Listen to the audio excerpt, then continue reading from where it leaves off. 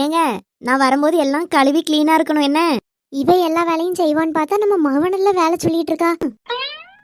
ஏட்டி, ஒரு வேலை செய்ய விட மாட்டேன் என் வீட்டில். தின்ன தட்டை கூட எடுத்துட்டு போக சொல்ல மாட்டேன்.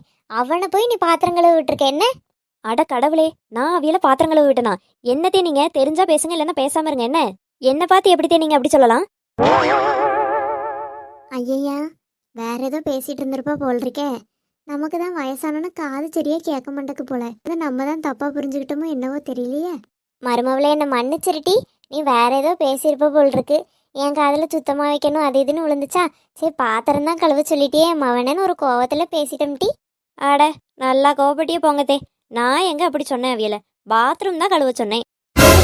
என் மவனை பாத்து பாத்து பாத்து பாத்து இல்லத்தே, பாத்ரூம். ரூம் வாயில வராதா? இந்த இப்ப வரும் பாருட்டி.